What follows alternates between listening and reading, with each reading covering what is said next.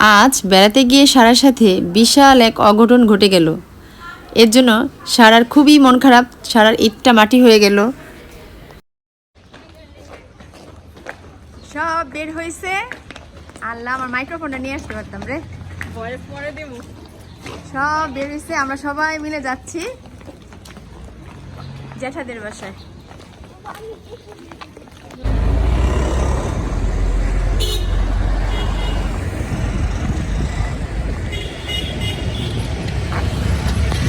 রাস্তা পার হচ্ছি, মিষ্টি কিনবো।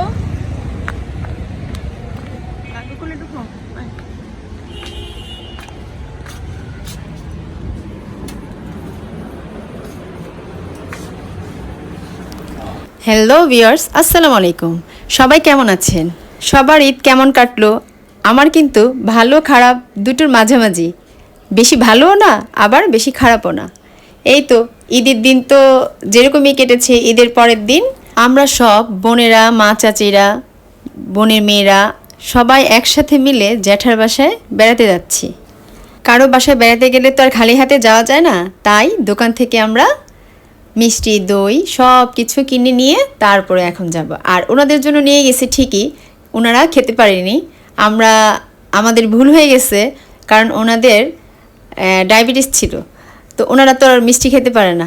এই মিষ্টি আমাদেরই খেতে হয়েছে কষ্ট করে। আমার জ্যাঠাতো ভাই বোনেরা প্রায় সময় বলে ওনাদের বাসায় যাওয়ার জন্য, সবাই কোনো না কোনো কাজে ব্যস্ত থাকে, তো সেইভাবে আর যাওয়া হয়ে ওঠে না। আর ঈদের মধ্যে ছুটি আছে, স্কুল কলেজ অফিস আদালত সব কিছু বন্ধ। এই সুযোগটা কাজে লাগিয়ে আল্লাহর নাম নিয়ে রওনা হয়ে গেলাম।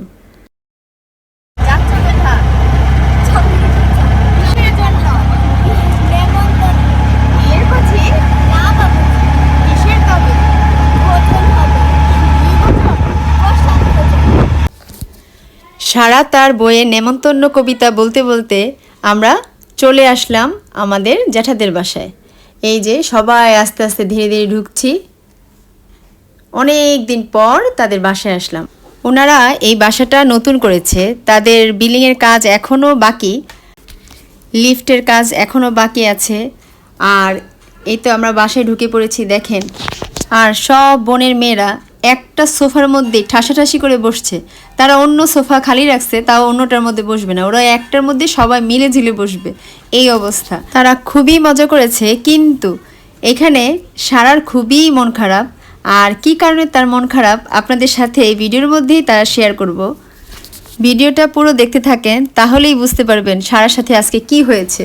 ওনাদের বাসায় খুব সুন্দর করে আর্টিফিশিয়াল গাছ, ফুল দিয়ে সাজানো, দেখতেই বাসাটা খুব সুন্দর লাগছে। আর এগুলোর জন্য বাসার সৌন্দর্য মনে হয় আরও দ্বিগুণ বেড়ে গিয়েছে। খুব ভালো লাগছে এগুলো দেখে। বাসাটা খুব গুছানো, পরিপাটি। আর ওনাদের বাসায় সদস্য খুবই কম, বাসায় এলোমেলো করার কেউ নেই। আর যেই বাসায় বাচ্চা থাকে সেই বাসায় ঘর কিছু না কিছু এলোমেলো হয়ই, সাধারণত দেখি সব জায়গায়। আমাদের বাসায় আমার মেয়ে কিন্তু একটু বড়, তারপরেও আমার বাসায় এলোমেলো করে ফেলে। কিন্তু ওনাদের বাসার যে দুইটা বেবি আছে, সেই দুইটা বেবি মাশাল্লাহ, ওদের প্রশংসা না করলেই নয়। মানে আমার দেখা শ্রেষ্ঠ দুইটা বেবি, ওদের কথা আমি বাসায় এসেও ভুলতে পারছি না। এত মাশাল্লাহ কিউট করে কথা বলে ওরা, আর খুবই কিউট বাচ্চা দুইটা।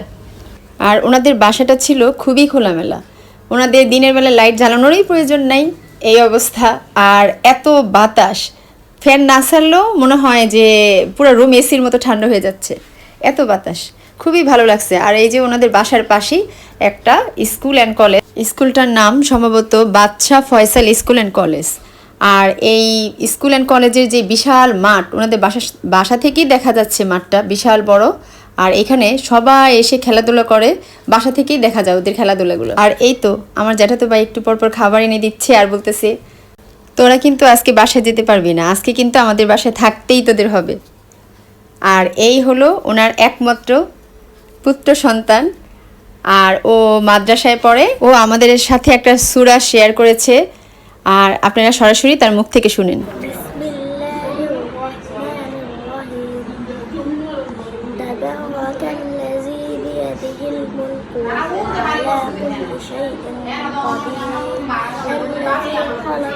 الموت والحياة ليبلوكم أيكم أحسن عملا وهو العزيز الغفور الذي خلق سبع سماوات طباقا ما ترى في خلق الرحمن من تفاوت মাশাআল্লাহ, খুব সুন্দর হয়েছে। এই যে একজন এখানে ইউটিউবার, আরেকজন আছে একই দুইজন ইউটিউবার একই বাসার, সবাই মিলে এত গল্প করছে যে সূরাটা ক্লিয়ার শোনা যাচ্ছিল না। আর আমার মানে ক্লিয়ার শোনা গেলে সবাই বুঝতে পারতেন খুব সুন্দর করে সূরা বলে। আর সবাই অনেক দিন পরে একজন আরেকজনকে পেয়ে তারা এত গল্প শুরু করছে যে থামাথামি নেই। ওদের যদি বলে একটু আস্তে কথা বল, তারা আরও জোরে কথা বলে, এই অবস্থা তাদের। ও আরেকটা কথা আপনাদের বলতে ভুলেই গিয়েছি, এটা কিন্তু আমার জন্মস্থান। আর ওনারা এখানে কিন্তু আগে একতলা বাড়ি ছিল, এইখানেই আমার জন্ম হয়েছে। এখন ওটাকে ভেঙে ওনারা 8তলা করে নিয়েছে। আমার জ্যাঠার 2 মেয়ে 1 ছেলে, তো ওনারা এক একজন এক এক তালা থাকে, আর বাকিগুলো ওনারা ভাড়া দিয়ে রেখেছে।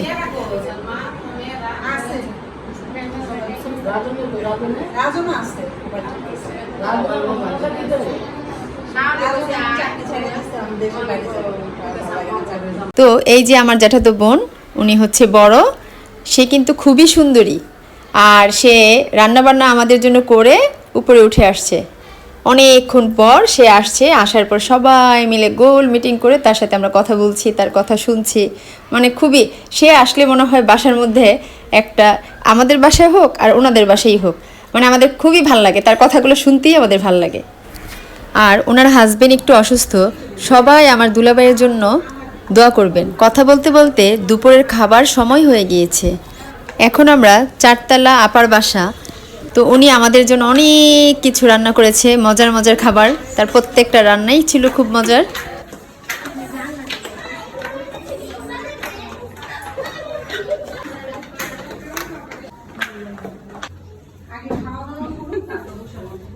আচ্ছা,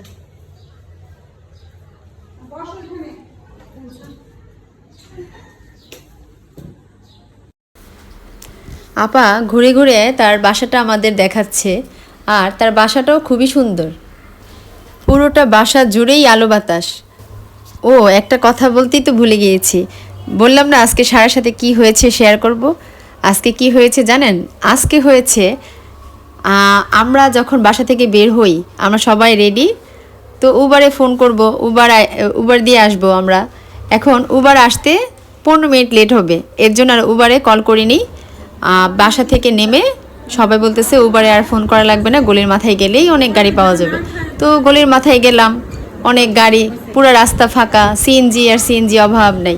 তো আমরা সিএনজি ভাড়া করলাম, কিন্তু ওই একটা সিএনজির মধ্যে তো পিছনে মানে 3 জনের বেশি বসাও যায় না। তো 3 জন, আমার মা, চাচি আর আমার মেয়ে, 3 জন বসছে একসাথে বসে তারা গল্প করতে করতে আসছে। কিন্তু তাদের কাছে আমি বের হওয়ার সময় একটা ব্যাগ হাতে দিয়েছিলাম, যে ব্যাগের মধ্যে 2 বোনের 2টা রঙের ড্রেস ছিল। ওরা এগুলো ওখানে গিয়ে ওদের গরম লাগলে এগুলো আবার পরতে পারবে, এর জন্য। বাসার সামনে সিএনজি থেকে নামার পর ওনাদের ব্যাগ আর নিতে মনে নাই।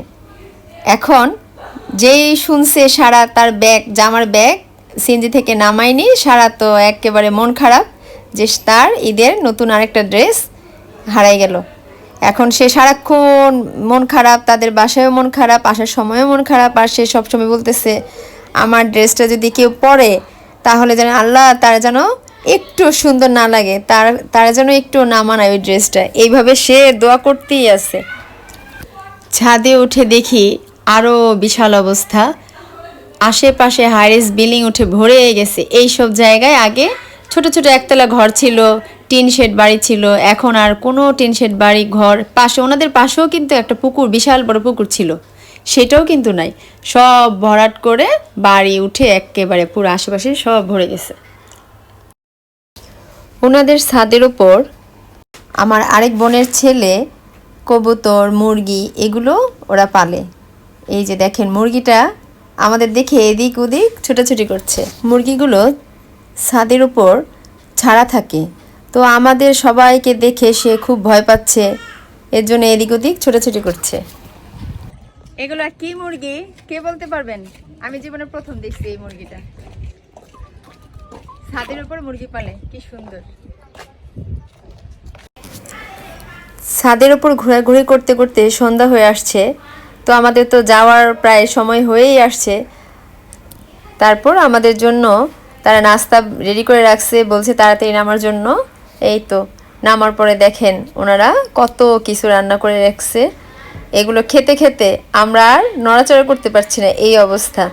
এই যে নুডলস রান্না করেছে আমাদের জন্য, নিজের হাতে বানানো পুডিং, তারপর নিজের হাতে বানানো সেমাই। আমার ভাইয়ের বউ নিজের হাতে এই সেমাইটা বানায়। আমাদের এই ভাবিটা সব গুণে গুণান্বিত, সে এমন কোনো কাজ নাই যে সে পারে না। মাশাল্লাহ, সে হোমমেড সমস্ত খাবার রান্না করতে পারে। তারপর বললাম না, সে নিজের হাতে সেমাই, পুডিং, বিস্কিট, মিষ্টি সব কিছুই সে পারে। এত কিছু করেও সে আবার একটা জবও করে। আমাদের বংশের মধ্যে তার মতো বউ আমার দেখা আর একটাও নেই। সে এত লক্ষ্মী একটা বউ। আজকে ঈদের পরের দিন আমরা সারাদিন কি করলাম জ্যাঠার বাসায় আপনাদের সাথে সব শেয়ার করলাম। আর আমার এই ডেইলি ব্লগগুলো আপনাদের কেমন লাগে অবশ্যই কিন্তু কমেন্ট করে জানাবেন। এই যে আপনাদের সাথে গল্প করতে করতে আমাদের যাওয়ার সময় হয়ে আসছে, রাত হয়ে গেছে। এই তো আমরা সব বের হচ্ছি। আর এই কিউট বেবিটা আমাদের যেতেই দিচ্ছে না, সারাক্ষণ বলছে ফুপ্পি থাকো থাকো থাকো, থাকলে কি হয় তোমাদের, একটা দিন থাকলে কি হবে বলো। সেইভাবে মায়া লাগাচ্ছে আমাদের যাওয়ার সময়। আর এই যে ঈদের চাঁদটা আপনাদের এই সুযোগে দেখিয়ে দিচ্ছি, কত সুন্দর লাগছে।